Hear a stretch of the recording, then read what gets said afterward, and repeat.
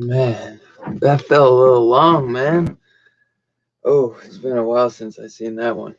What's up, my peeps? I gotta intro the best co-host ever, my man, Rockin' Robbie. Station. What's up, Dylan? What's up, brother? Dude, it felt like so long since I've seen just the straight up intro, because if you guys don't notice, every week when we do like a movie or a certain a director spotlight, it's usually, that intro with a lot of bits from the whatever we're reviewing that week. Yes. But dude, as always, Sam Fett, this man makes it a mission to get first up in here, man. I commend this dude, and it wouldn't be a damn like, you hear him? Your dog agrees. You hear him? What's up, TM? But yeah, so today we'll be doing top 10 underrated horror movies that me and Robbie feel don't get the love they deserve. I'd say I got one quick thing for horror news. I don't have the picture though. I probably could bring it up real quick. But Scarpad, Shout Factory, Roger Corman sale. So any Roger Corman movies are maybe half off or something, 35-40% off. But remember I told you there's the American Werewolf in London coming, the wolf. They you remember that there's the what is it, the dream sequence when he's at the dinner table and the Nazi wolves come in? Yeah, they're doing a NECA for that. They're doing a NECA for the Nazi wolf? The Nazi wolf, and they're doing 3 separate heads. And get this, dude, you're gonna want to buy like 4 of them because of it, because they're just heads, but the figure, like the body and everything, it's different heads. So let me share this real quick. So I had to tell everybody about this. This shit is like dope, because when I saw it like this, wow. So. Oh wow. Look at that. See though, you know how you see what I'm saying though? You just switch the heads off. So I'm like, dude, now I want to get 4 of them. You're gonna buy 4 of them? Dude, they got you. They got us. This is what they did with the Cuckoo Sisters, with the Marvel Legends, the X-Men line. They just made one figure with all the different heads. Yeah. Dude, they're gonna bang money, bro. Like, I love that one. And dude, that reminds me of a mask I had when I was a kid. But I like them all, honestly. That might be my least favorite, but I'd be cool with just buying one and switching out the heads.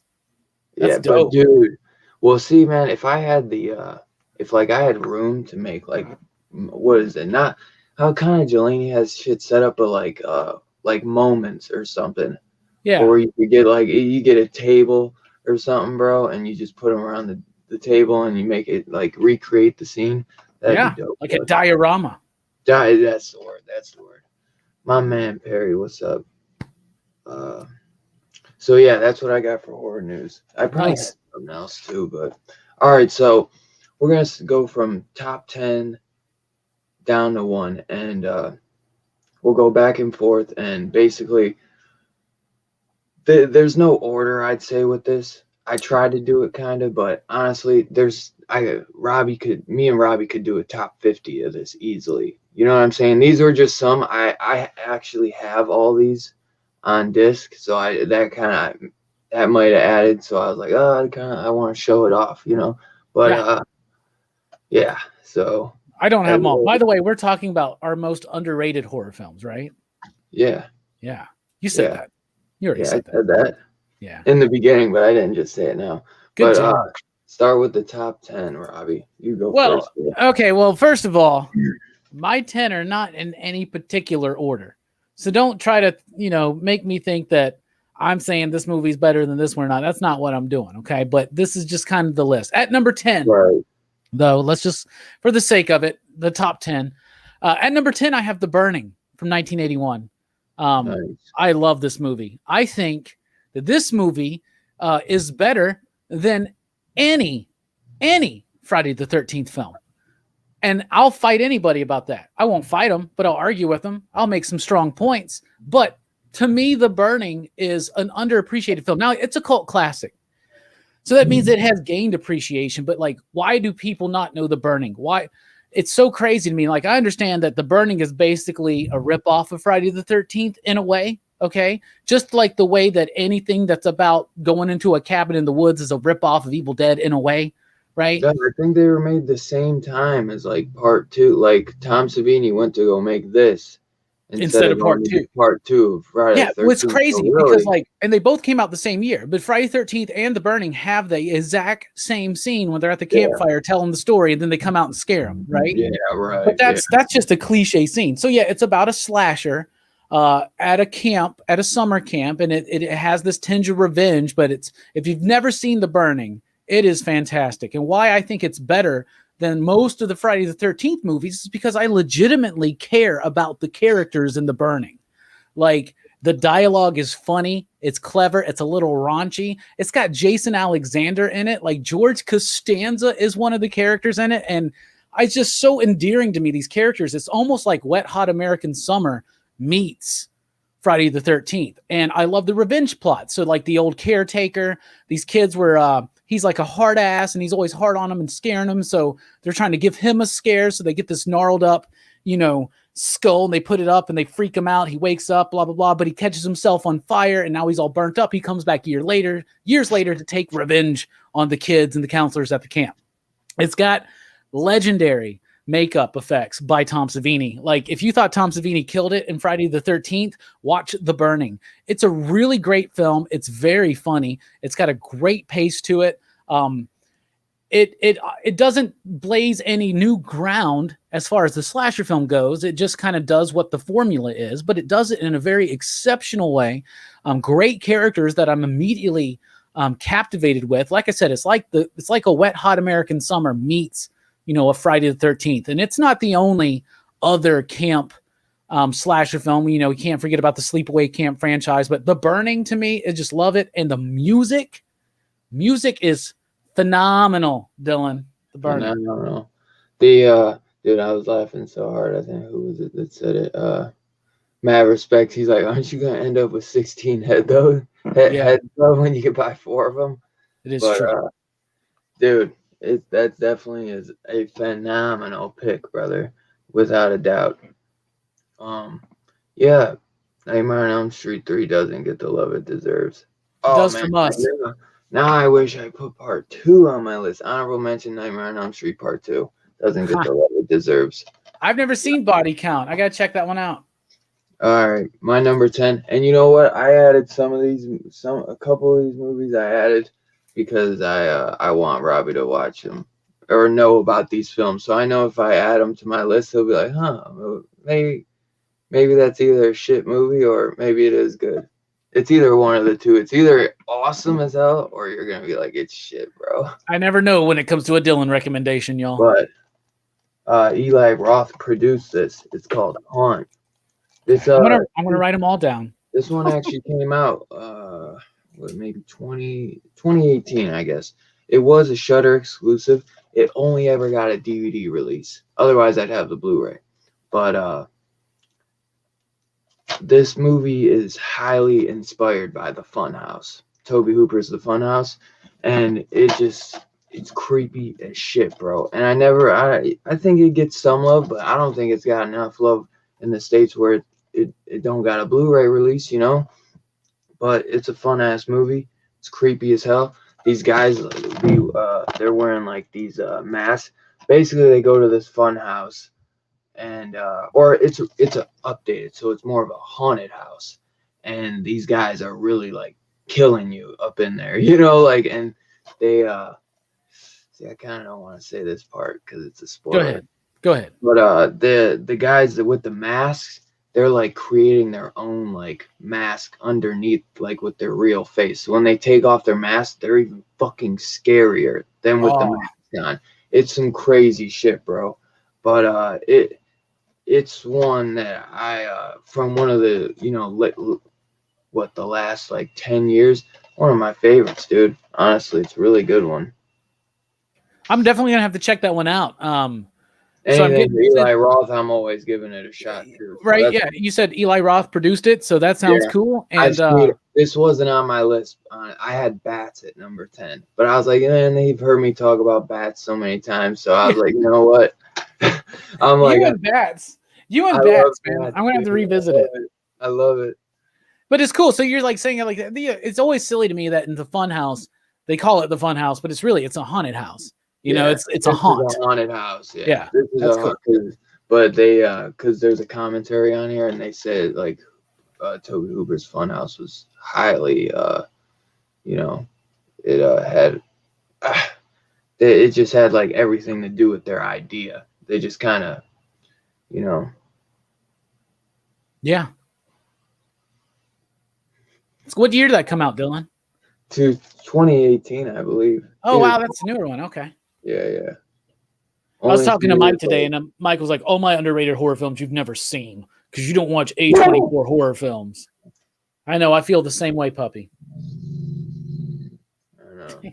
A20. He can't stand them A24 films. I put on Midsummer, and he's just like, God damn. Even though I love Midsummer. So loud, dude. Damn, Dylan. You got like number 9. You got a cat. It's funny that you mentioned the haunt because my number 9 would be the Funhouse. Nice. I really feel like, okay, so Tobe Hooper, master of horror. Okay, we all agree on that. Poltergeist, Texas Chainsaw Massacre 1 and 2, even Life Force. Life Force could fit in here too, but I went with the Funhouse because I feel like a lot of people think the movie, like at least in my experience, a lot of people are like, oh, it's okay, but it's not really. It's not like one of his better films. I think it is. Like, it gives you the entire vibe of what it's like at a carnival. Like, at a carnival in 1981, like, right. And with all these creepy people, like, whether they're, like, just drunks, like, wandering around, whether they're creepy people that are, like, you know, I have never been to a carnival, by the way, in which there's, like, this weird, like, peep show type thing, right? Right. But maybe in 1981 it was a bit different. But everything feels so sleazy and dirty in this movie, but in a different way than Texas Chainsaw Massacre. And I love going to carnivals. I loved when I was a kid, whenever you would have one of those like weird, like animatronic fun house things to go into, haunted house thing, right? I love that stuff. This movie has a big tinge of nostalgia for me, right? But I also just think it's great. Now the movie is silly. There are plenty of times where you're like, what? And you're like sitting there and you're like, so the whole point of this movie, by the way, is these two guys are on a double date at a carnival and they get this wild idea. Hey, let's go into the fun house and then like jump out of our carts and stay the night there. Like what a dumb idea, you know? Then you start thinking it's 1981. They're like, I guess teenagers, right? Though they don't look like they're teenagers. Right. But they live at home. I guess they're just trying to find a place to go fuck. You know what I'm saying? So Right. why not a funhouse? And then they wind up biting off more than they chewed for because the Right. people that Trying to run this steal some funhouse money. are very freaking creepy. Okay. Yeah. I love the dude. You probably know the dude's name. I can't remember his name right now. It's the dude that plays 3 different roles in the film. He's the carnival barker, basically. Who is he? He is I'll find a picture of him real quick, or I'll look at him. Yeah, there it is. Kevin John Conway. But he plays the guy, and I love it. It's just so creepy to me where he's just like, terrifying, terrifying.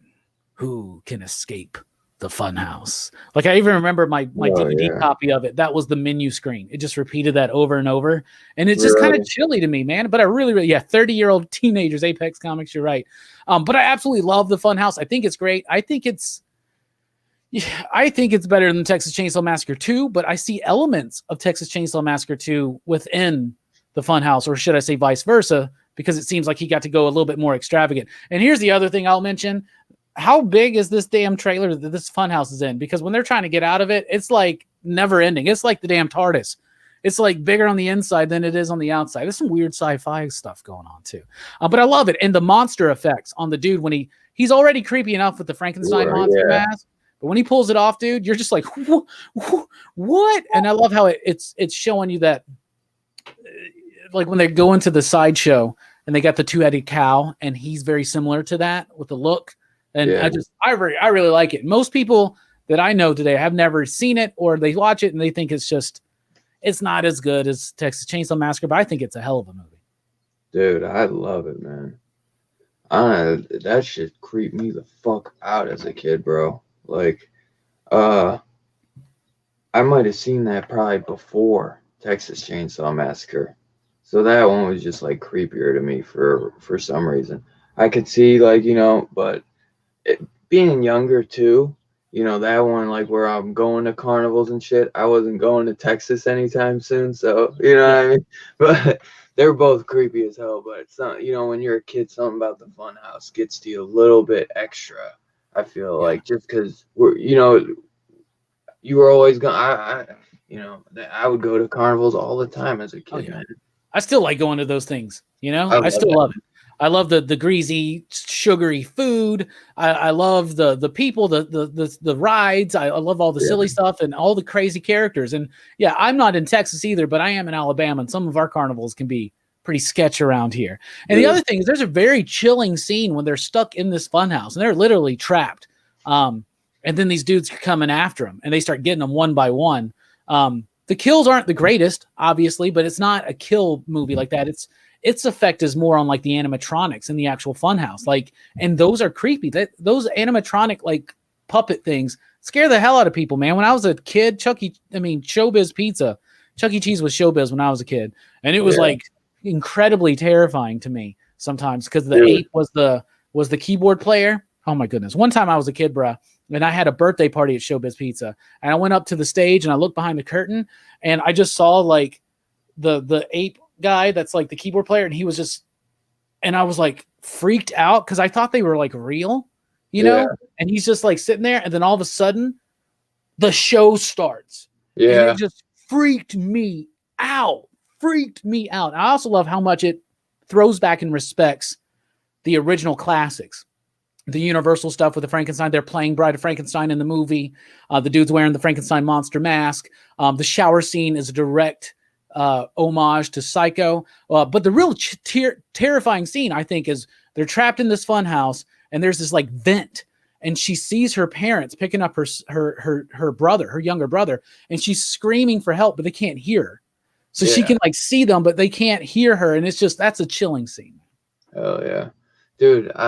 Good one, Mary Death. I can't believe I forgot about that for the horror news this week. Creepshow season 2 came out on Shudder. What was it? I think it was Thursday or something. April 1st, I believe it was. And I did watch episode 1, and it was awesome. They made the episodes, I swear, like a little bit longer. I think last season 1 they were like 45 minutes, and these were like 54 or something. So I was like, good, man. But I thought the episode was great, especially the first story. I really, really liked the first story. What is that? The guy from the Blob. I think he's from the Blob, all grown up. Kevin Conway or something. I Yeah. forget. Some Mary Death. Who's the dipshit stepfather in that first story? I think that's what his name was.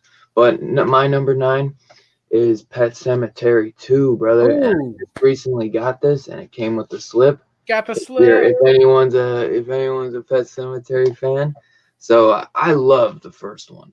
Don't get me wrong, but as a kid, especially being a huge Terminator fan, and dude, who wasn't a fan of Eddie Furlong as a kid? Him and Macaulay Culkin. I swear, you know what I'm saying?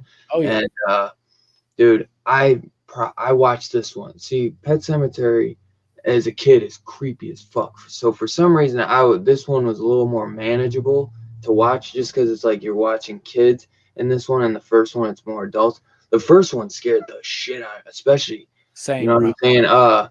The sister, the creepy ass sister, that shit will give you nightmares for months, bro. But it doesn't matter. This one's a little bit more goofy, with who is it?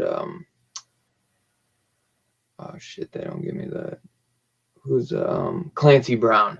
Clancy Brown is wild Yes. and totally campy in this, but he is the biggest asshole too. I love the dog Zowie in it. Um, but dude, now as I get older too, all the animal stuff gets to me sometimes. So, but I still love this movie, man. It's hard, you know what I'm saying? And being an animal fan, it's hard to watch these movies, but I still love it, man. The what I do like, it's it's directed by a female too. So that dude, this was I I never hear nobody talk about it, man. I I, swear, like everyone just talks about the first. I know there are people that do like it though, but this was always a freaking wonky one for me. yeah. I remember that one fondly. I haven't seen it in years. I haven't seen that in probably like 25 years or so, bro. But like, you make me want to revisit it because I remember, yeah, you're right. Who wasn't an Edward Furlong kid back in the day? Like I love that dude. Terminator 2. And then he's like the same in almost everything he was in at the time, Yeah, And dude, I haven't seen it in forever, but the first one's obviously a classic, and it's like you yeah, said, super exactly. scary. This one was a bit easier to handle, but I even remember watching Pet Cemetery 2 back in the day, and I remember my mom being like, "It's time for you to go to bed," and I was like, "I gotta watch something happy. Can I watch something? Can I Yeah, watch something yeah, happy I first know. before I go to bed?" Right. I know how that go, bro. Sometimes you're just like, "Man, I need to watch some Hell's Kitchen or something." I've been watching some gnarly movies. Right. Can't let you got to cleanse the palate. You can't let it like ruin you. See, guard the gates of your mind. I got this for like 15 a week ago because it was like 17 with a coupon. But there's a new interview with Edward Furlong, and Nice. he ain't the same kid. He finally But aged, right? it's dude, Remember, it's he was the something to see Crow him. in like Yeah. the what was it, the third or fourth Crow movie? You He know, was the it was Crow. the Night of the Demons remake. They did a Night of the Demons remake, and I Did was they? gonna say something to you if we should have done it for Night of, but I didn't. Nah, let's just Horror focus on. movies. I figured let's stick with the classics. I've never seen the remake to be honest, but dude, and it's got a 4K scan. This movie Nice.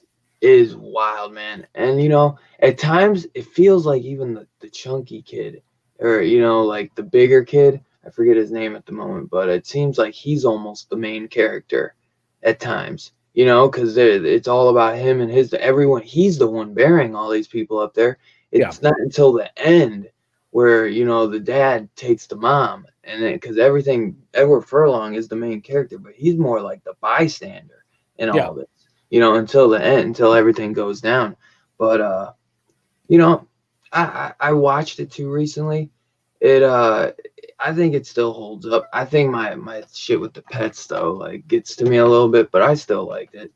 It's not like as amazing as I remembered, but it's like I'd take like a point off. Like if I was to give it like when I was a kid, it was like a 10, and now I give it like an 8. But what's your number 8, boss? I'm gonna go with a double feature for my number 8. And for my double feature, I'm going to throw it back to what we were saying about Eli Roth. And I'm going to Nice. say Hostel 1 and 2. Okay. And this is why. Okay. It Hostel, has to be. obviously, It has Hostel was to be the obviously a double huge feature. movie. It was a phenomenon. It was a big movie. A lot of people know of Hostel. Okay. And Hostel 2, not so much of a success. Okay. And I've never seen the third one, which Eli did not do. I think he produced it though. Yeah, he did produce it. And I remember everybody was into Hostel because it was like presented by Quentin Tarantino. Remember? Yeah. So, and we're like, ooh, this is going to be messed up. It makes Saw seem easy. This? Yeah, right? Back in this? So I love it. But here's why I think they're underrated. And I could have just said Hostel 2 because I actually think Hostel 2 is better than Hostel 1. Like Hostel 2 is fucked up, bro. Like, you know what I'm saying? Like, and it's got a twist. It's got a twist that is awesome in Hostel 2. I'm honestly gonna buy that $5 double feature just until I can get the other ones with the features because dude, I've adored those movies since I was since they first fucking came out. Like anything with his name on it, I was like, oh my god, sign me up because everything it's like. So like when we were younger, I feel like this is what they, like Scarpad and them were getting like with Blood Sucking Freaks and Texas Chainsaw, like this shit. But this is our next level. You know what I'm saying? Like Saw and you know what I'm saying? Anything Eli Roth fucking touches. Exactly, because we grew up in the 90s renting all these awesome movies from the video store from the 80s, but all the movies that were coming out while we were in the 90s were tame as fuck, you know? And then when Saw came out, it game changed things. And movies like Saw and Hostel to me are very extremely important because if you look back at movies and you can look at the different waves of horror films, right? And you can look at the universal wave and you could even be like, the wave of horror film success in the 30s was a direct reflection of the Great Depression in some kind of form, right? You can look at the post-Vietnam wave of movies, House on the Left, Texas Chainsaw Massacre, Halloween even, but you stretch back further, you go Night of the Living Dead, and there are earlier movies, that led into things like Halloween and the 80s craze. And 80s, why was the 80s such a great time for horror? Maybe it was because AIDS and the crack epidemics. Maybe it was because of severe distrust of the government. Maybe it was because of Margaret Thatcher oppression and shit in the UK. The crazy sci-fi horror of the 50s, these all spin out of societal turmoil and change, right? After 9/11, there's a shift in horror. We get back into the gore. And it's not just like silly fun gore anymore. This is real effed up gore. When I was talking about this movie, all throughout the week, everybody kept going, oh, I can't handle that scene in Hostel when they rip that dude's like Achilles, they cut him and he stands up. Right? So like, I think that this movie gets shit on nowadays. I think the whole series gets shit on as just torture porn.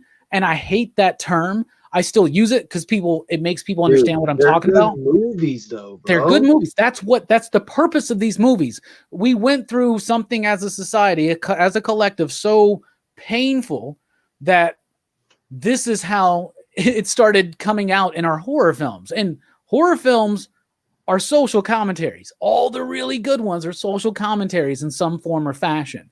You cannot tell me you like a Romero zombie film and not understand that. You get what I'm saying? So like Hostel is the same thing to me.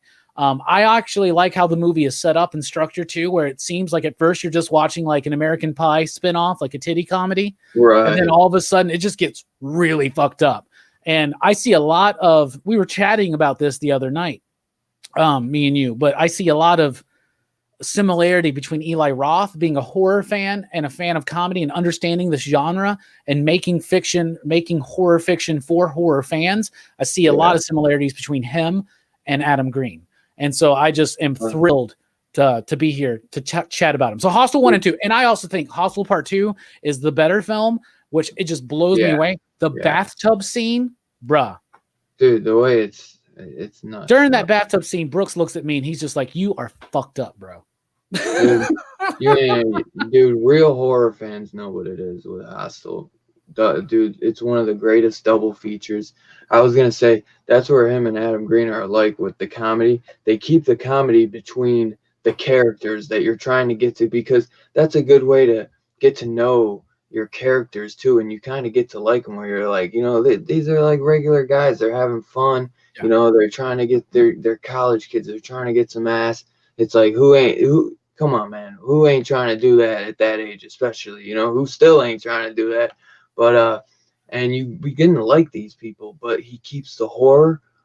When it gets to the horror stuff, it gets fucking dark. You know what I'm Yeah. saying? And they don't make any jokes in that time.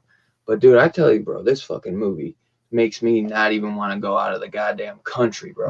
I used to want to It is go. a bit xenophobic, right? But it's I saw a Euro trip as a kid. I'm like, yo, I'm trying to go to fucking Amsterdam, bro. Like, I'm trying to do this, that. You remember Euro trip? That yeah, comedy? I like, road trip, just like all that, yeah. dude. But you see, and then I saw Hostel. Psh, that shit, I went out the door, baby. I ain't going nowhere. You know what I'm saying? I'm staying right here, dude. Hell yeah. I adore these movies, man. Like, I honestly, because I had watched them a while back, and the third one isn't that bad, man. I Okay. promise. It is not as good as the first two, nowhere near, but it's not bad. It takes place in the States, and it's in Las Vegas, and it kind of like I enjoyed it. It's not as good as the first two, but I did enjoy, it for what it was. Because trust me, we watch a lot of horror movies, and we've seen some pretty bad shit, and it was pretty good. And for Eli produced it, and usually he's not putting his name on something. I've really never seen him put his name on anything that was terrible. You know what I'm saying? Usually he's uh unless he put his name on that Cabin Fever remake. That was literally like I don't know. big. I never watched that. That's the other thing too. Cabin Fever could easily be in the same category because it was a movie that was really like loved at its time. It hit big, and then now people talk shit about the original Cabin Fever. And I'm like, are you kidding me? The remake is so bad. But I remember when it came out, and we rented it from Blockbuster because there was getting all this hype. And my parents, when there was hype around stuff, they would pick it up. They'd be like, they went to see the Blair Witch, and we went to see the Blair Witch in theaters and shit. And I remember when it came out, and I was like, "This shit is wicked, man." And they were like, "Yeah, this is." They were like, "This is stupid. This is too much," you know. But I was like, you know what I mean? But Yeah. it's I still like it though, because I actually rewatched it. I went down a little Eli Roth hole like Nice. 6 months ago, but and that's why I was like, dude, I know what you're saying about Hostel. But all right, let's see, what are we on? What were you on? What did you do? 8? That was 8. Yeah. Was it? Yeah. That was number 8. So oh wait, so So you're at number 8. Okay, I was gonna say, I was like, I'm not 7 though. No, because I went first. You're behind me. All right, so I had to, dude. I was like, when I thought of my list, I had to throw on some Gordon, H.P. Lovecraft's Dagon, and especially this is a kind of freebie because we kind of went over this, but I know Robbie would agree with this. This is a movie that I Is that a never Bestron? feel like I hear talk. Yeah, dude, must have. I was a little bum, man. The front came a little dinged up, and I was gonna send it back, but I forgot. And I kind of just let it go. But I love these slips, man. I'm so bummed I didn't get one for Maximum Overdrive. It did I got all of them with the slips except Maximum. Oh I'm man, like, that's gonna bother you, bro. it's gonna, dude. But I don't know. I gotta try it, dude. I could have got it years ago, like. But for some reason they're saying that it's like hard to get. But I'm like, dude, Vestron puts the slips with everything. It's like the weirdest thing. They did like a thing where only like the first print or something got them, and I was like, but they never do that. I don't know. Maybe they do, and just some of their movies don't sell out. But dude, nobody talks about Dagon. This movie is so atmospheric, so creepy. It has some CGI. I remember, because I remember it. I was like, man, it has some bad CGI, but all in all, this movie is freaking awesome, dude. So good, so much fun.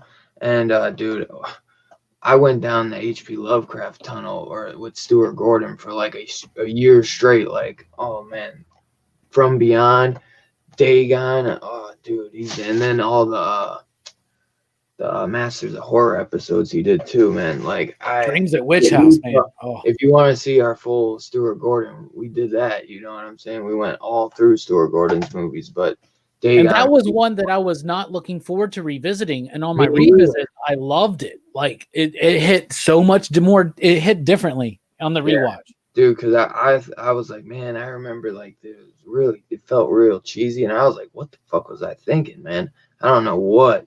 And I love that where you think you remember something, and it just totally, does a fucking head spin, man. It's intense, bro. That whole scene when that woman's trapped in the boat and it's sinking, like that's terrifying, man. It's a good pick, bro. I almost put From Beyond on my list. But I was like, we did the Stuart Gordon thing, but you're right. Out of his catalog, I mean, there's some other ones you could talk about. Like we both love Stuck, and we didn't even watch it until this year. But like Dagon is severely underrated. Dagon, and I would say Castle Freak. Yeah. So, did you watch the Castle Freak remake? No, not yet. I can't believe they remade that. Isn't that weird? I know. And like right after he died, man, come on. And I think it was put out through Charles Band. I don't know, because Band owns the property, I believe, which he owns a lot. Maybe once Stewart passed, he was able to like do it without his approval or something. Probably. Or maybe he did it, he knew about it, and he just died. By the time he died, then it came out after. Yeah. But the Veteran stuff does good, man. I've been looking at their catalog. They got Return of the Living Dead Part 3. Like they got some good films. And the Slip is fucking awesome, dude. It pops with that one, bro. I love it with the red. I forgot what did I get. I got like 2 one day, and that was one, and they were both red, and like the red freaking slip covers popped like a mother, man. But yeah, dude, I love this, man. I love this best. That's a great cover, man. It's got an audio commentary. It's got 2 audio commentaries. One with Stuart Gordon and the screenwriter, and one with Gordon and Ezra Godin. So, and then there's interviews with Gordon, Mick Garris. Oh, interviewed Gordon by Mick Garris, and then Brian Yuzna. There's some good, and then there's archival interviews. So this is stacked with some good stuff, man. Because I remember I was watching all that beforehand.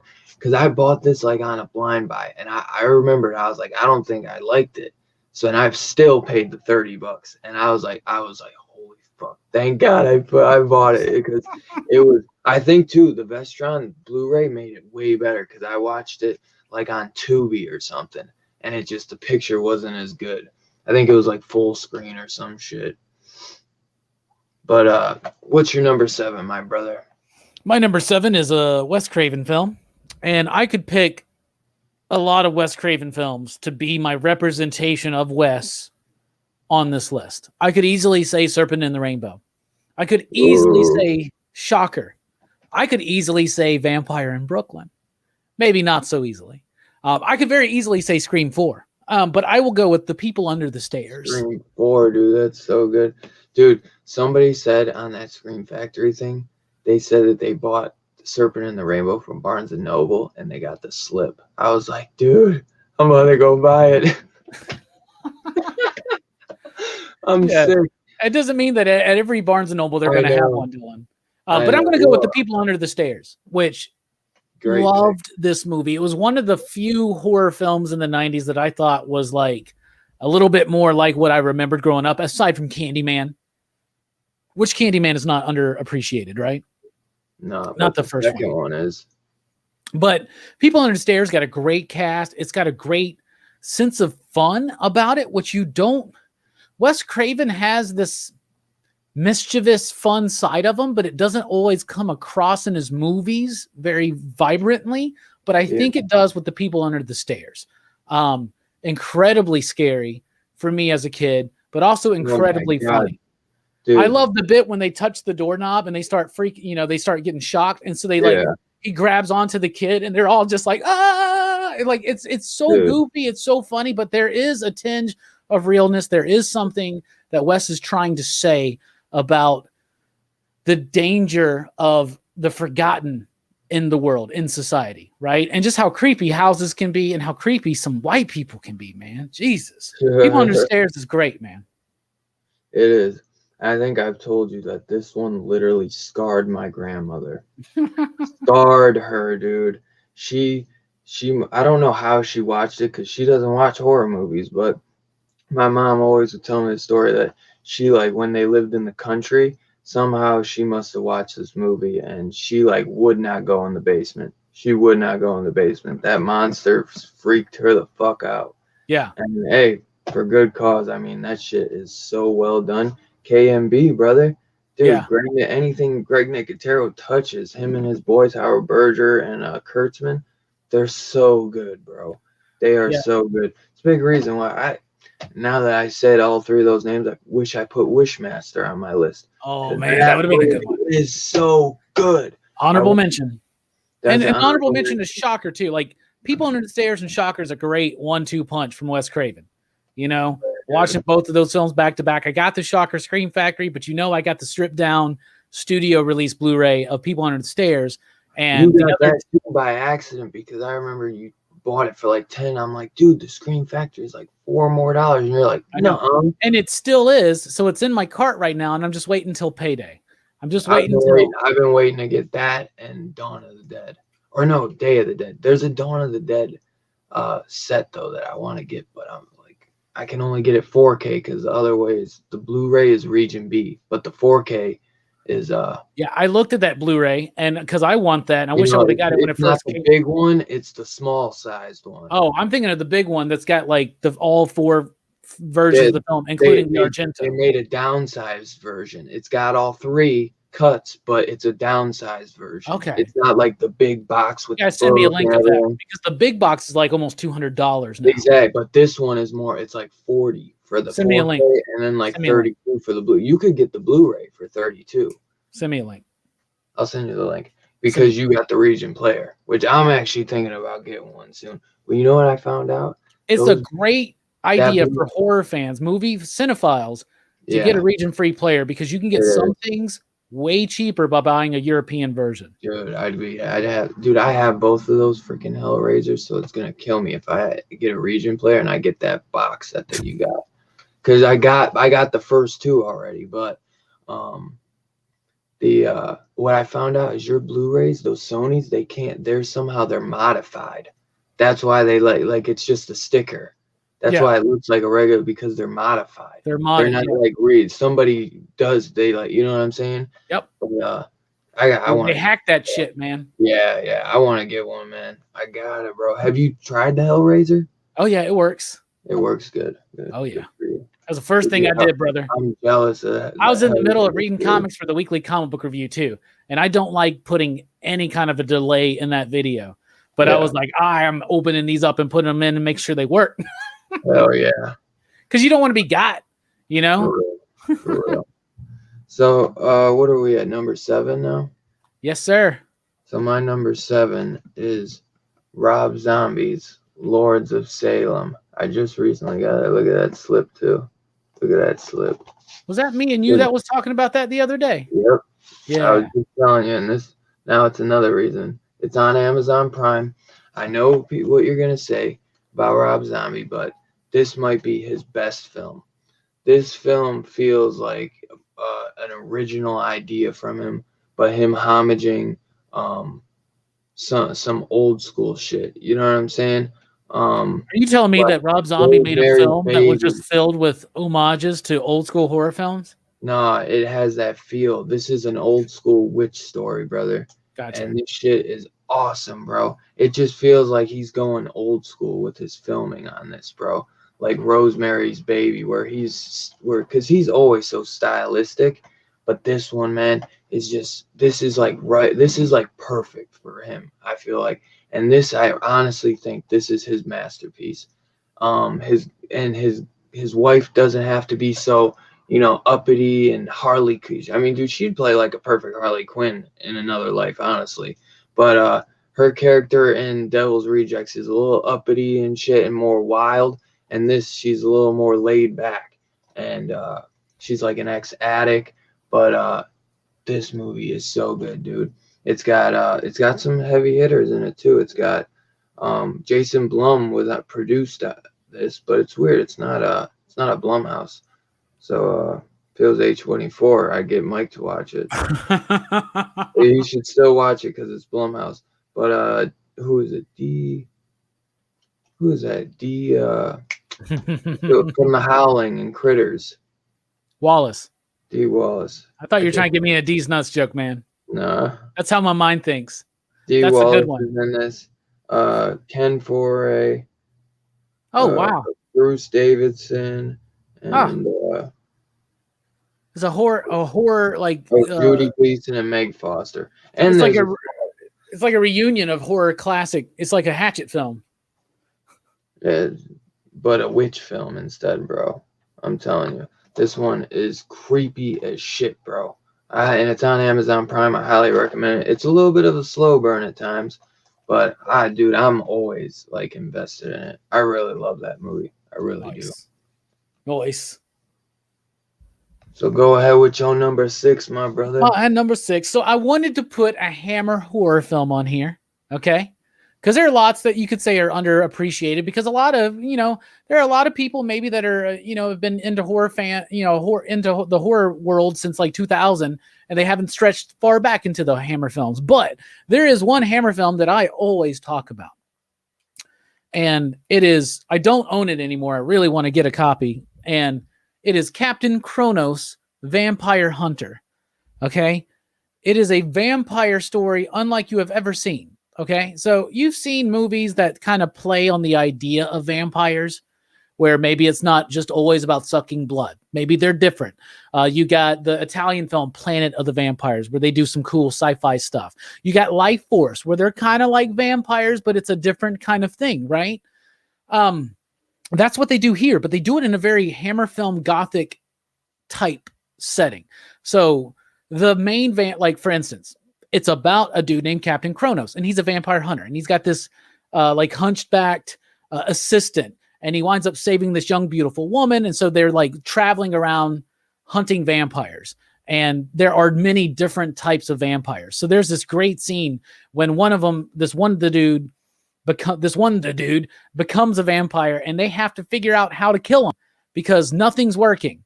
And like each different type of vampire has a different way you have to kill it. Right. And so there's this great scene where they're like, they stab him. He's still alive. They throw holy water on him. He's still alive. They're going through the whole thing. So it's got a bit of humor to it. It's got a little bit of an adventure quality to it. They wanted this to be very much a franchise, but it wasn't very successful, but it's got a great tone. It feels like those Hammer films, and you know what I'm talking about, bro.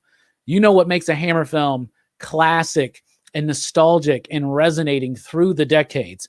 The palette, the color palette, the quasi pretentiousness sometimes of the dialogue, the beautiful way that the camera will move and linger on atmospheric sets. And the main character is a really cool character, but he's like so suave and cool. He gets with the chick, but he don't care too much about it. He literally smokes blunts before he goes and like kills vampires. Like this movie's made in the 70s and he's smoking a blunt. I'm like, that must be a cigar or whatever. And at one point somebody asked him in the film, what is that? And he goes, it's an ancient Chinese herb. And I'm like, bruh, this dude's smoking a blunt. He's like, I'm smoking blunts and I'm going to go kill vampires. You know what that reminds me of? Blade. I was going to say Blade. So seriously, Captain Kronos, Vampire Hunter, if you've never seen it, definitely I've never seen it. Worth it. I'll be watching that, bro. I will be watching that. So my number 6, you just definitely sold the hell out of me. My number 6 is Vampires. John Carpenter's Vampires. I love this film. Dude, everybody loves John Carpenter, but I don't think this movie gets the love it deserves, man. James Woods is awesome. It's like, who else was in this too? He dies pretty quick though. So his name's probably not on here. But I know him from Bobby, the Sons of Anarchy. I just love the whole crew. I wish we get a little bit more of the crew in this. But I wish we would have got the sequel with James Woods. I know Tommy Lee Wallace did a sequel with like Bon Jovi maybe, honestly. I can't remember. But I wish we got the James Woods sequel, man. It would have been awesome to get a sequel of this. I have a lot of fun with it. I know the head vampire is a little goofy to some people because how goofy he was in Karate Kid 3, but I think he's pretty good in this, man. And I really do enjoy this and the vibe of it. Like they're in a, I forget where is this. It feels like Texas or like Mexico even, but I don't think it's Mexico. But just the whole vibe of this movie, man, is awesome. And John Carpenter just at his best, like filming. I was about to say, what the hell is that? That's Captain Kronos, Vampire Hunter, just to let you know how badass he is. That is too funny. So I needed a visual representation so people knew how dope this movie is. Sorry. Vampires is one, you know me. I've always underappreciated that and Ghosts of Mars, but you know that I've been focused on completing my Carpenter collection, and I'm very close to complete. And when I'm complete, I plan on just going all the way through them from start to finish, right? And I want to revisit it. I don't have the slip like you. I'm a little jealous, but it's okay. This was one of the first 5 Scream Factories that I think I bought. Honestly. Nice. It might have been the third or fourth, honestly. I adore this film, though, man. It's just, I love the whole aesthetic of it. It's so much fun. But yeah, what's your number 5, my brother? Before we do a number 5, can we pause for an intermission? Yeah. I don't even know what he said, but I just heard pause.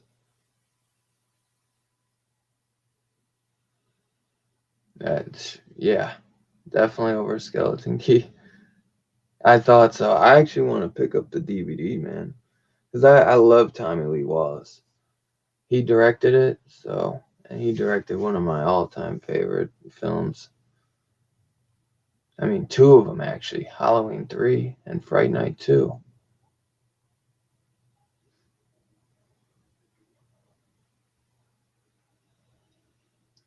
You know it.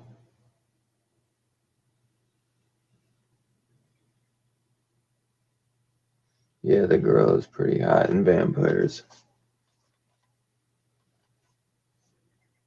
I don't know her name, though.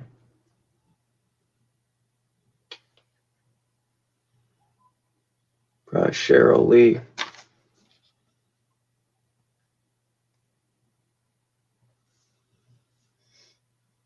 Yeah, dude, there's like this dope-ass Kronos. Or no, that's Kroll. There's this dope-ass VHS cover for Kroll that I want.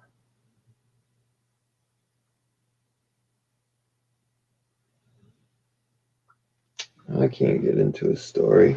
I don't know a story. Robbie needs to hurry back. I'm trying to think. What did I read? Oh, I read I Breathe the Body 3. That is a good story. Creepy fucking story, man. I'm back. Number 5? Yes, sir. My number 5 is a sequel, because sometimes sequels are way better than the first one, and I don't think that sometimes that gets recognized or appreciated as much, okay? So for my number 5, I'm going to put House 2, the second story. Nice. And I'll tell you this. I like House a lot. I mean, we're talking about the American one, not the Japanese movie, which is completely different. But the first House is all right. Now, I remember when I was a kid, the first House scared the hell out of me. Recently, rewatching it, it's trying to do the comedy thing too, right? But House 2 handles that comedy. But when I was a kid, dude, it scared the hell out of me. That cowboy zombie, bruh. That cowboy zombie was way more scary to me than the army's zombie in House 1, you know? I love that Cliff was in it. I love that the first 2 House movies, and by the way, yeah, there's 4 of them. I've never seen 3 or 4. Yeah. But the way they got Arrow releases now, right? 1 and 2. Yeah. Yeah. There's a Dream Factory release for 3. Oh, interesting. Called The Horror Show with Lance Henriksen. I have it. Oh, nice. It went out of print. I'll show it to you. I think I got it. I told you. I showed it before. Okay. But I love House 2. It's definitely, I think, goes more into the comedy and even the cute factor. I feel like they're trying to get the kid, you know, kind of thing. And yeah, Travis, you're right. Ghoulies is another underrated. I kind of snuck in another one right there without having to Yeah. mention Ghoulies again and my love for it. But I'm going to once again say how much I love House 2. I really like it. Like I said, that cowboy is crazy. I love that little slug dog creature or whatever. But it's funny, but at the same time, it still scared the hell out of me when I was a kid. And I'm very eager to own it and to revisit it. I recently rewatched one. That was on Amazon Prime. I think two's on Amazon Prime as well. And I would like to check out the other ones, but House 2 is not something I rarely hear people talk about the House franchise, and I rarely even hear love for House 2, the second story. And also just how funny and clever is that title, that subtitle, the second story, right? I love it. And if you don't know, it's about this house in which there are doors to other worlds and other dimensions and dead people and shit like that. So yeah, I love the original poster covers too, man. I gotta get the Arrow release for House 2, but I got the first one. The first one I watched more as a kid, honestly, because my mom liked that one. But I do adore the second one too. I love the look of the cowboy. The second one is more kid friendly, I feel like. Yes. But like the story at least. But the cowboy might be creepier than that's what I like about it, is because and Sean Cunningham's like, he wasn't the director, right? But was he the director, or was he just Steve a producer? Miner. Steve Miner. That's right, Steve Miner. Steve Miner directed the first one. The first one. The first one is geared more to be like a reflection on this dude's time at war and whatnot. And the second one, you're right, it's a lot more kid friendly. It's not as deep. But that's one of the things I really like about it, is it's one of those kid friendly horror films that works, and it doesn't talk down. It's still fantastical. So yeah, House 2, man. Yeah, I meant to say House 3 is like a poor man's Shocker. That's what some people say. I know I've heard people say they like it better than Shocker, honestly. I've only heard a couple people say that on YouTube, but it has Lance Henriksen, but he's not like the bad guy. He's the detective. But I still gotta watch the horror show. But I do want to get House 4 in time, because the guy William Catt is in House 4, the original guy from the first one. Nice. But my number 5 is Storm of the Century, Stephen King's miniseries, brother. I love this movie. I've been watching this so much as a kid, and I don't hear many people, if anybody talk about it. I got so much love for this movie. That the Storm is a character in this movie. The Storm makes this movie so creepy. And the main villain, Born in Sin, come on in. I fucking love this movie, and I never hear anybody talk about it. I know one guy who does, and he's one of my favorite freaking horror YouTubers ever, bro. And that's why I love him, because me and him got almost like 99% the same taste. And dude, this shit is so good, bro. I love the Stephen King miniseries, man. Most of y'all know that. But this one has just a special place in my heart. I'm about to grab a second copy of this, because if I ever move out, bro, I gotta let my mom get a copy, because that's how, like, me and her would watch this. Like, anytime there's a snowstorm, rainstorm, this would be something we would throw in, bro. Like, this movie has such fond memories, but it's still just a good movie, man. It's 3 parts. It's one of the long ones, but I love anything that Craig R. Baxley. He did a few. He did Storm of the Century, Kingdom's Hospital, which I don't think I've seen. I've only seen like one episode of that. But he also did Rose Red, which that was another one I watched as a kid, and I actually got it. And then the Diary of Ellen Riem or something, and that goes along. That's like the prequel to Rose Red, but Storm of the Century is without a doubt the freaking best one, man. Oh my god, dude, I could talk about this movie forever, man. I just have such a soft spot for Stephen King, but Storm of the Century is so good, man. It's so much fun, bro. I just love the atmosphere of the movie, and the villain is really good, really good. And it's one of those Stephen King films where everybody knows everybody type of town, and this guy has come and he's brought a storm along with him, and he wants something, and he ain't leaving until he gets it. But yeah.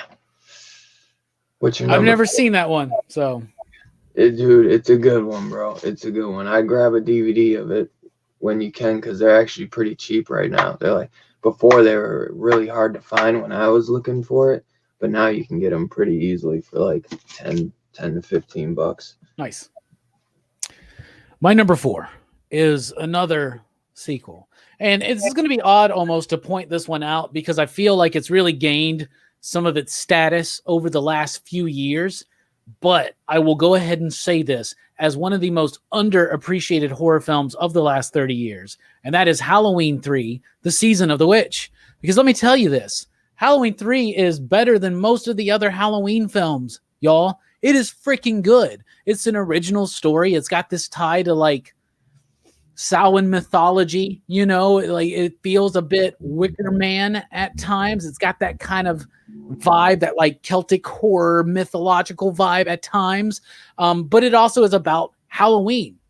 And I really wish this movie would have been appreciated when it came out, because I would have loved to have a series of films produced by John Carpenter that had music inspired by John Carpenter. An American Horror Story, but with movies in every year, you know?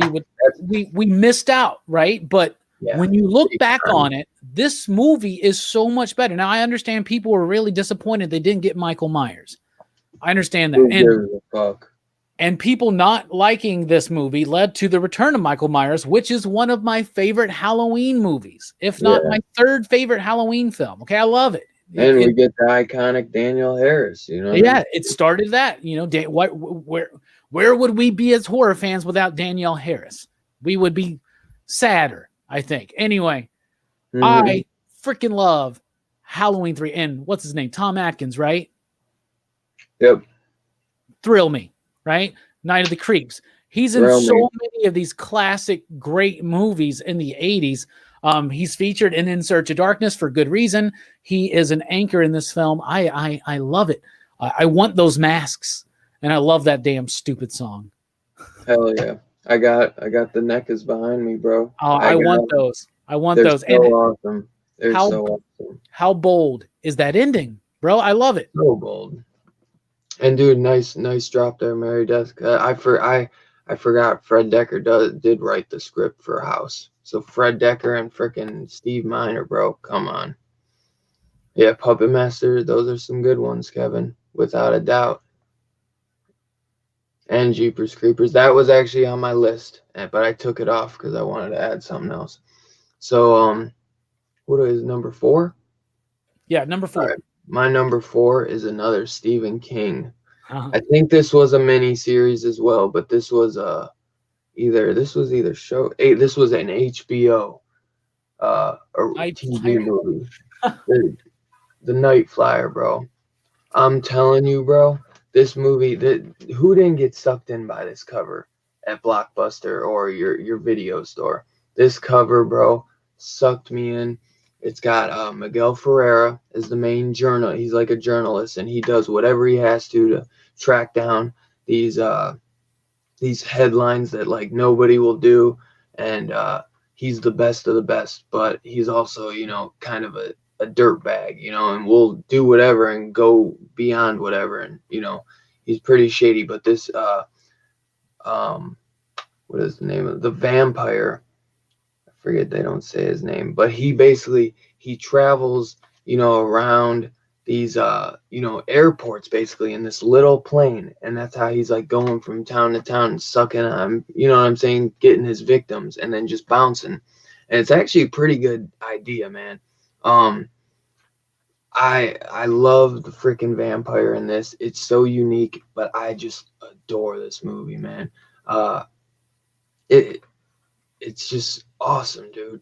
This movie, I love Miguel Ferreira. He's a great actor in this, and it's just really good to see this one, man. Like, I don't know, man. I love the Stephen King ones, and these are two that like freaking Storm of the Century and The Night Flyer. I had to put even higher because I never hear no one talk about this, but it's out of print. And another reason why I show these are 2 DVDs, bro. These need to get Blu-rays, bro. Like fucking big time. They need Blu-rays. Yes. But I would kill for a freaking Night Flyer Blu-ray, man. Because this movie is really good, man. So, what's your number 3, my brother? I've never seen The Night Flyer, so Really? Hey, Mhm. do you ever remember seeing this cover, the VHS Oh cover? yes, all the The time. the poster didn't have him on there before. It was just the plane. But then Yeah. when I think because it did once it came out on VHS, they threw him on because it's kind of a spoiler. The freaking putting him on there. Yeah. But you got to have the selling point once it's spoiled, right? Yeah. Which I'm not gonna lie, it's what made me pick it up. But I was picking up anything that had Stephen King on it. So For my number 3, um, is it weird to say that a movie is underrated if it has a Criterion Blu-ray? Right? I mean, this is something I've struggled with on this, but this is a movie that I don't really hear many people talk about. I've talked about it before. It's a Guillermo del Toro movie called Kronos. I freaking love this movie. It's about this magical and just very poignant relationship between a granddaughter and her grandfather. But he's old, and they find this Kronos device. I think he's like an antique dealer or something. There's this thing called a Kronos device. It looks kind of like a beetle, and it latches onto somebody, and it like sucks in their blood, and it filters it or something, and it basically turns them into a vampire-esque type character where they start getting youthful, energetic, and all this kind of stuff. Meanwhile, Ron Perlman's in the film. This is a Spanish film, so like half of it's in Spanish, half of it's in English. It goes back and forth. Ron Perlman is representing this guy who is fearing death, and he lives in like this super clean room and everything, and he wants this Kronos device so he can be immortal. And then he starts leaning on this old guy, and he obviously doesn't want to give it up. And then the daughter kind of gets in the middle of it, and it's truly haunting and a very subtle, not so direct. It's got elements of gore, but it doesn't really get as far out there as some Del Toro work can. But it is so absolutely magical. It is beautiful. It is such a fantastic film. There is a Criterion Blu-ray that I want so bad because Mike Mignola did the cover for it, and it's the actual Kronos device. I still just have my DVD copy, but I love it. Kronos, Guillermo del Toro, my number 3. You're muted. I see I kept hitting it and it didn't take it off. Dude, that's another one I gotta watch because I'm a huge Del Toro fan. Love Del Toro, and I think I've seen Kronos, but I don't remember it. So I want to rewatch that one without a doubt because I fucking adore anything he does, man. Another one that could go right along with it would Yep. be The Devil's Backbone, which absolutely love. So if you haven't seen The Devil's Oh, Backbone I or never seen Kronos, that. He's worth another it. one of those that can go right along with Eli Roth too, man. Another Yeah, fan. yeah, big fan. So my number 3. This is another Vestron. Blood Diner. This is a horror comedy. This fucking movie is awesome. I highly recommend it. It's so. I think what is Jackie Kong, a female Asian director. She was super young. I think she's only done like 2 or 3 movies. But this movie is so out of this world. It is so over the top. It is so culty. It is so cheesy, but I adore it. It is so much fun. Basically, these 2 brothers see their crazy cult fanatic uncle get like I guess murdered, but they don't really see it, and they try to bring him back to life years later, like using like kind of a cult ritual magic or something. And their uncle comes back as like a brain and eyes in a jar, and he's like talking to him and shit. And they're trying to gather up a body, pieces, build a body, and bring back this goddess named Sheetar. And it's fucking wonky. So they basically run this diner, which is like a vegetarian diner, but they're telling people it's like a vegetarian burger, but it really has like human meat in it. It's fucking nuts, man. The kills are just so over the top. Like you see a guy like run over this guy like 20 times, and he just keeps getting back up. Like it is bonkers. It is off the wall. I wrote It that is one down. That hell sounds of a great. time, man. I'm telling you, this is a hell of a time. And I never hear anybody talk about it. And I mean, it came with the slip. You know what I'm saying? Like, honestly, when I see movies that aren't brand new and they come with the slip, it means people are sleeping on them. Yep. You know it, because that's first wave right there, baby. Exactly. Exactly. All right. Nice. Down to number 2. Number 2. This is one that people in the know, but most people I feel like aren't in the know. It's a movie that has Powers Booth in it. It's a movie that has Matthew McConaughey in it. It's a movie that has Bill Paxton in it. How can a movie with these 3 actors not be the biggest thing out there? And here's something. We always talk about these horror movies. They're fantastical. They're gruesome. They're gory. They are so far removed from what we would experience in most everyday life.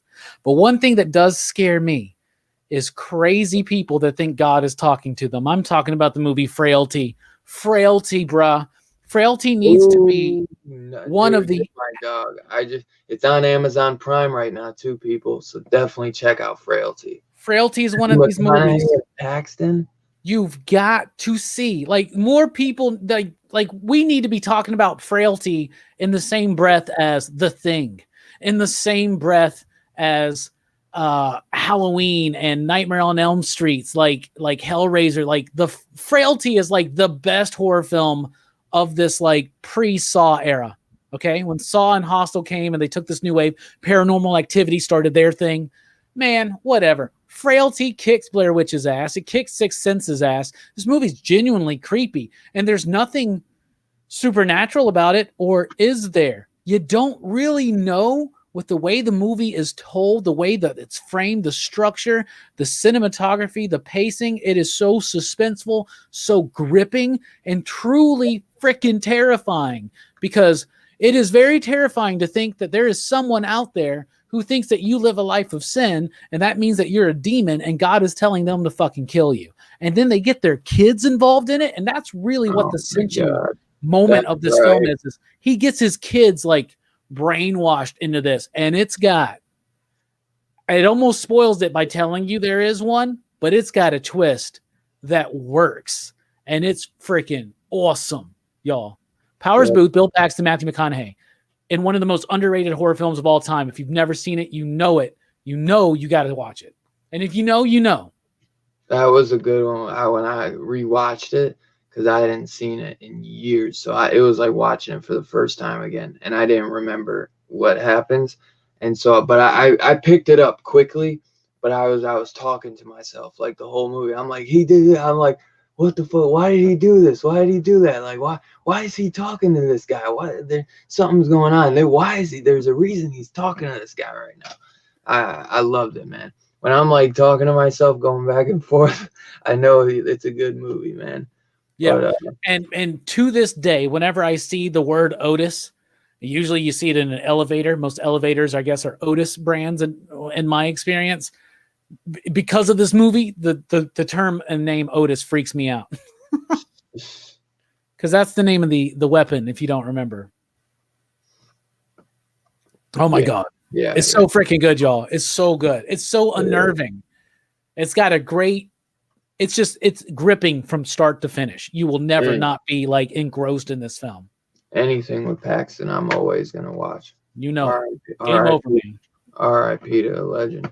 So my number 2 is a number 2. Fright Night Part 2. I knew it. Awesome. I had to put it in here, dude. This is it. I think it's like a German release or something, but it's a region free. This movie, I love it so much, man.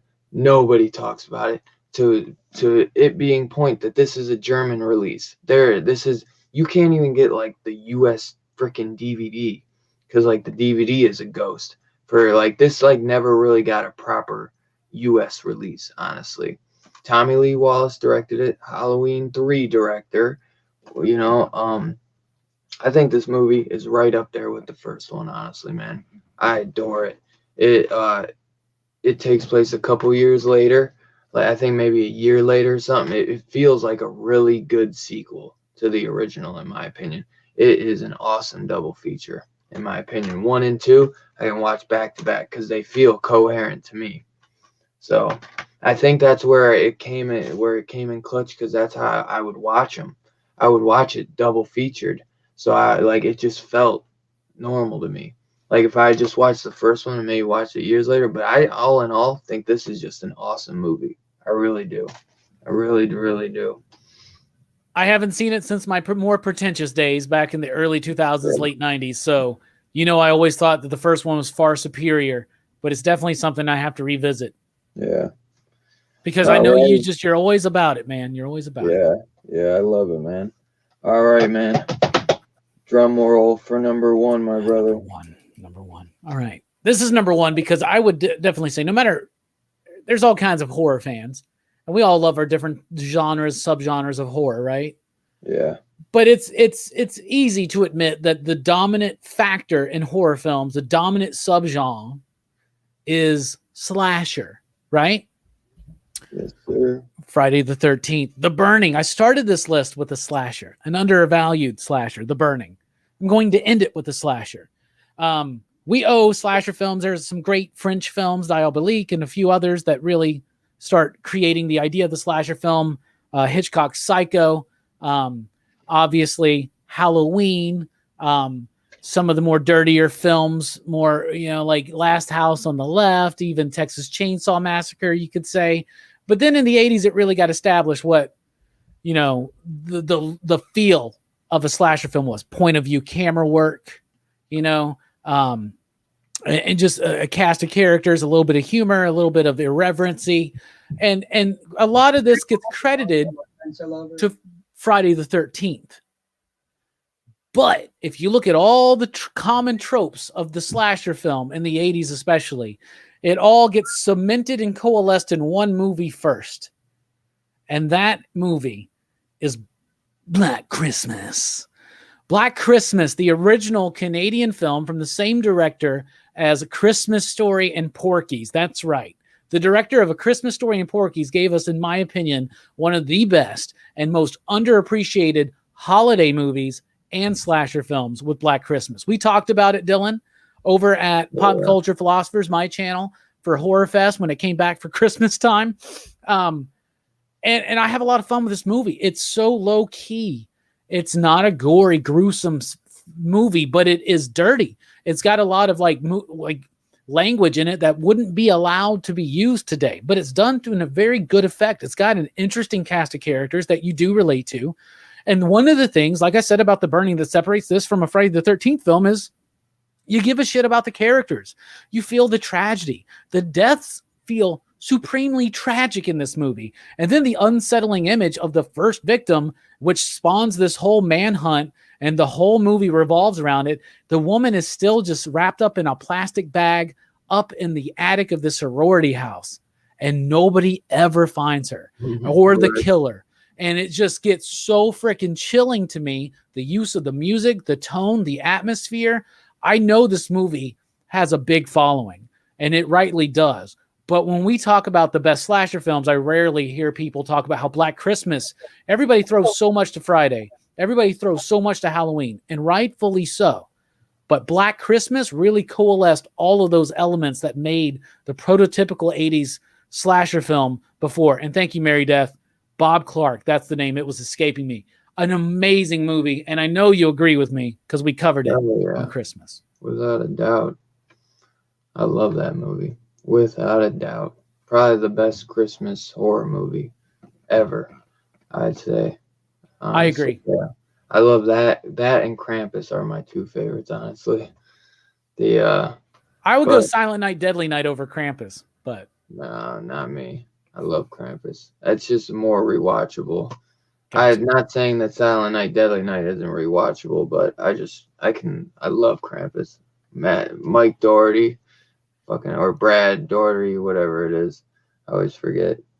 My number one though. So after this, I'm gonna do show and tell. I'm gonna have you go first because I gotta run downstairs for 1 second. Bad Moon. Oh. So I gotta wrap up. I gotta go to fucking bed.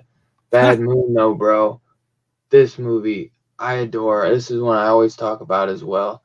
$15 Scream Factory release, too, man. It's definitely worth it. This movie, if you're a fucking dog lover, man, you're going to love this movie. It's basically about a German Shepherd versus a werewolf, man. And I got to end it with a werewolf, man, because that's my favorite creature, and or favorite monster, I'd say. But it has the kid from Dennis the Menace, Nick The Castle. 90s one? Nick Castle, yep, that's the one. And I forget the main guy in this. What is it? Michael Pear? I don't think so. Mason Gamble, or no? Yeah, Michael Pear, but he plays in something. Oh, he plays in Village of the Damned, but he gets killed pretty quick in that, like a third of the way through. But dude, I'm telling you, Bad Moon is so awesome. I adore this movie so freaking much, so freaking much. I still actually have to watch the freaking director's cut on here. But that's the top 10, my brother. Nice. You guys, I only have like one thing, I think, for show and tell, honestly, because I didn't get. I got a stack, but I can show them real quick. I want your reaction to my stack, though. Okay. So you want me to go? Or do you want to go? Okay. Let's see. I got that. Jeepers Creepers 1 and 2 on Dylan's recommendation. Oh, yeah. Got it on Hamilton, super cheap. So Dylan, you son of a bitch, you better be right. I'm wrong. I love this slip, but this is an underappreciated slasher film, I think, too. Happy Birthday to Me. And it's the Mill Creek version, I think, but it's got a cool cover. That's neat. But when I was a kid, that was the VHS that always stood out to me. And I was so scared of this movie. It took me months until I finally rented it. And it is just not that scary, but I love this film still because of it. Here's my Got the Slip segment. Misery, got the slip. Very happy about that. Super cool. I got the slip. My shit came all fucked up. Dawn of the Dead. My case came all cracked and broken, so I had to send it back and get another one. So I got the slip 2 times on Dawn of the Dead. This is the Zack Snyder one. And kept the first slip and sold it for 15. Well, I am going to keep that slip. I sent the movie back, but I'm keeping the slip. And then I got Slither because I've been all about James Gunn lately, and I got the slip on Slither. I was really surprised about that. I saw someone on it too.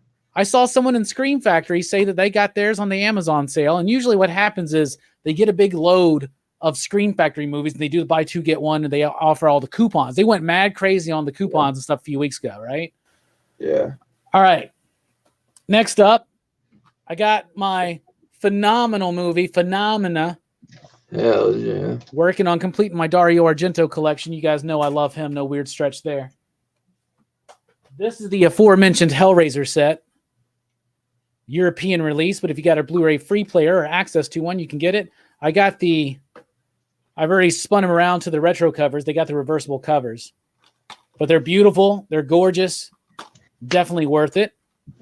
And next is my tribute to Jay Strick. The Arrow covers were they're pretty cool, but they're kind of let down.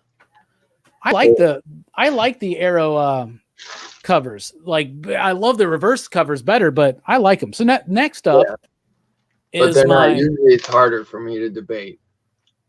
Oh yeah, it was easier to go with the original. I got this new thing. Whenever I watch, they could have done a little better. I feel like they could have done a little better. Is all. Okay, young man. I like how thematically they're all tied together, though. Okay, you're right. You're right. I know I'm right. The originals are better. Anyway. They do. I like that they thematically go together, too, though. Here's my I Love Jay Strick segment of the show. So on our channel, Pop Culture Philosophers, we just recently crossed 10K. So thank you, everybody, station once again. But Jay Strick got me some movies as a gift, as a celebration. So the other night we went to FYE in the mall just looking for deals. We got some sweet deals. He's got some stuff he'll be showing off. But he got me the Piranha Steelbook. Dude, I want it so bad. I can't believe that sale, bro. Like, and I don't know if my FYE will have. I doubt my FYE has sales like that. It's wild. They were doing a 3 for $15, and this was part of it. And that's like, nuts, bro. There you go. Nuts. So he hooked me up with that. And then today he came up in the shop. Was there a lot of stuff in that sale, or did you? There's a lot of stuff in the sale, but there wasn't a lot of Scream Factories. Like, they also had the Steelbook to Slumber Party Massacre. that he almost bought. Bro, I wouldn't be I I wouldn't want be that surprised. Piranha one, dude. I wouldn't be surprised if he goes back and buys that Slumber Party Massacre, even though Yeah. he's never seen it. All right. He came up to the shop today and he goes, "The Piranha wasn't your real 10K gift. This is." And anybody who's been following, the Dylan Horror Show or Rock and Robbie at PCP for the last few weeks understands how much this means. But look what my boy Jay Strick did for me. I knew it. The fuck, Jay Strick? Look at this. You should have gifted it to the person who showed you, and I would have gave him my old ones. Jay Strick said he was so tired of every time he brought up Hatchet, whether on stream or at work. Thank you, Jay Strick. Thank you. Every time I would just get pissed and depressed about. I ordered these and they never showed up, but they claimed that it showed up, and nobody on either side ever helped me out. But Jay Strick, my man, look at that! I got all 4 Hatchet films signed by Adam Green. Jay Strick, you the man. He texted me, dude. He's like, just wait. I had a feeling when he said that. I was like, I think he bought this motherfucker the Hatchet films. I swear to God, he didn't say nothing. I had a feeling when he was like, just wait. Because I knew that it bummed us out, man. And I was getting pissed for you, bro. I know. I was really getting pissed for you, dude. And it was souring my impression of Adam Green, bro. I'm not going to lie. Well, I'm glad that that's over. Yeah. So Scarpad sent me a little AOK the other day, so I want to show that off. Remember McFarlane did the movie Maniacs? I had that, man. I had that figure for so long. The knife was broken, but I don't really care about that. Like, it's just dope to have this because I don't have a Norman Bates figure. And the wig comes off, man. Yeah. And then he gave a stand with it, which I love the Psycho 2 poster, man. And I've always wanted one of these stands, so that was just so cool of him, man. And it's just a cool figure to have. Plus, I have the Sleepy Hollow movie Maniac, so that would be cool to have. Now I got 2 of them. I want the Pumpkinhead one, bro. I'm holding out Neko will do a Pumpkinhead, bro.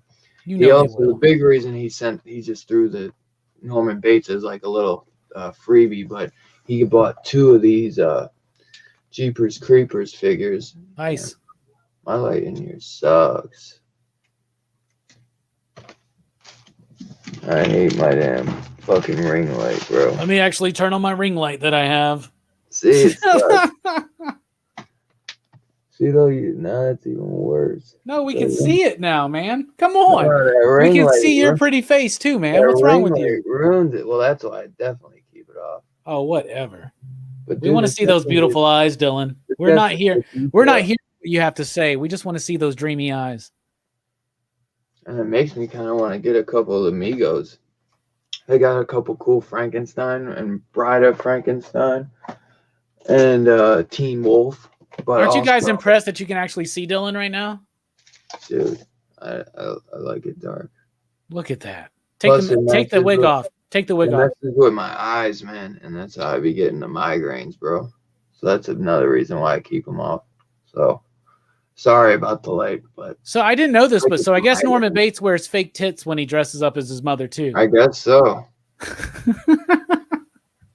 I never noticed that in the movie. Yeah, me either.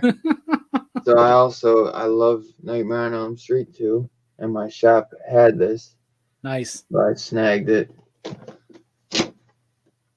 Comes with the demon dog, so I'm really excited to play those. That's cool. And it's got the fire behind him when he's like, "You are all my children now." You are all my children. And then it's got the one with the head with the brain showing when he rips his scalp off. Yeah, man. So I was really happy to get this one because he had the Friday or the Nightmare on Elm Street one, but I was like, I wanted to get the part 2 first because I love part 2. Not that I don't love the first one, but this one comes with for the same price. It comes with the dogs and the fire and then the cool head. So I think the first one really just comes. It's basically the same. It's a different figure, but the not as much accessories like a phone with the tongue coming out. And I still am gonna get it, but yeah, I want to get that one first. I love that one. Nice. Yeah, I actually didn't get any Blu-rays today. I actually did get 2, but I'm gonna save it because I'm showing them up to Jay Strick with Jay Strick next week. But actually, You got an unboxing next week, don't you? yeah, and that was the one thing I actually got. It's only 2 things, but dude, I kind of want to show them to you. I'm telling you, because I've been waiting, but you knew, because dude, I'm telling you, not like I'm so glad I got it, because you haven't got it yet. It's so awesome, so awesome. Cool. Well, don't just keep building it up, man. Either show it or move on. Yeah, I'm gonna build it up. Well, you'll see it next week. What is it? So next week, Robbie's taking a break because he's got the convention, and it'll be me and Jay Strick reviewing The Empty Man and doing a little unboxing, because I've basically probably shown off most of the stuff. I only have a few things, but I wanted to save at least that thing I told him, because I still don't know when my other package is coming. It is phenomenal. But so yeah, next week, The Empty Man, me and Jay Strick. That's gonna be a fun one, dude. I'm looking forward to it. I'm gonna be missing Robbie, but it's gonna be fun to review The Empty Man. I'm gonna miss you too, Dylan. But you need a break, man. You need a break from me. Well, I mean, I do have the con, so I'm just kidding. I don't need a break from you. I can't quit you, Dylan. I know. I was just messing, but you deserve the break, because you be going nonstop. But yeah. So sorry to cut it a little short this week, guys. But I gotta wake up at 6 a.m. I ain't used to this waking up early shit. Usually I got Sunday to chill, man. So that's really fucking this shit up. But I'm praying it won't be too long. So, dude, I love everyone that hung out. Mary Death, TM, Urinal, Fable, Chamorro, as always, Bobby D, and Gary. What's up? Where's who else was there? Maria, Jamie, Missing Link, Mad Respect, and then Kevin, John Holshoe, the Rogue Trader, Comic Burrito, Taki. Thank you all for hanging out, and I'll see you guys next week. And Robbie will see you the week after. Station, my brother.